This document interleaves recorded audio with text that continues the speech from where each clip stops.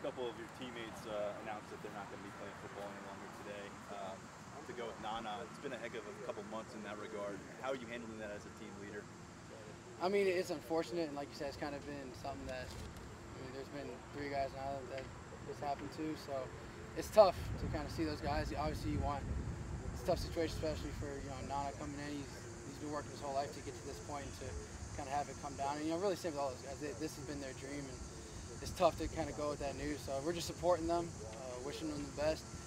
Good thing is we're going to be able to keep them around the program, and they're going to be around us every single day and still be a part of what we're going to do this season. And that's kind of the bright light. And those guys are our brothers, and they're going to be with us this entire time. They just unfortunately won't be on the field with us, but we still love them like they were on the field with us the entire time. So it's unfortunate, but that's the biggest thing. That's the message that Coach Franklin has preached since the day they got here, and that's kind of the message we got on it.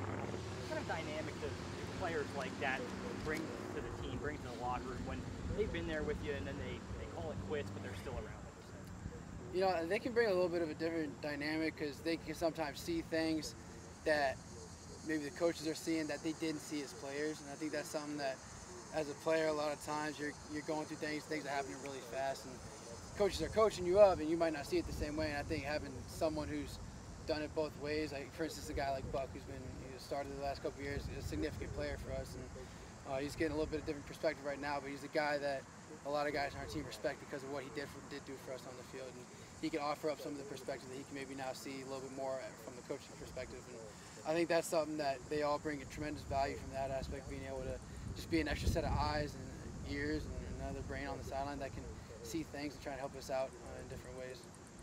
When Jawan got here, I guess it was your second year, can you compare and contrast maybe where he was to Justin Shorter? Because they were very similar sized guys, obviously a lot of talent there too.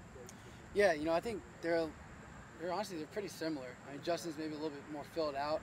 I think he's closer to the 220 range than probably Jawan was when he first got here. Jawan's a little bit lankier, but they both got the same. They're both big, fast, create size problems for our defensive backs, and they both run really good routes, and both came in with an extremely good mentality for a freshman coming in here. So there's definitely a lot of parallels to be made there. Chris, you and Carl both have been here for 5 years. Can you talk about his development as you've seen it from across the line? Yeah, I mean, he's done a tremendous job. First off, just dealing with all the adjustments he's had to make, going from safety to linebacker, back to safety, back to linebacker, doing different linebacker positions. So he's really done anything he can for the team, and he's became a leader in what he's done, and the rest of the linebackers and defensive players see that out of him. And, he just continues to work every single day and get better at what he does. This summer he took a big step, wanted to do a bunch of stuff in the film room, become a leader on the defense, and did a good job getting our young guys like Jesse, Micah, young linebackers in the film room with him, trying to get them into that mold of kind of, hey, this is, what the linebackers have done over the years, so that tradition of LBU can continue to be passed on.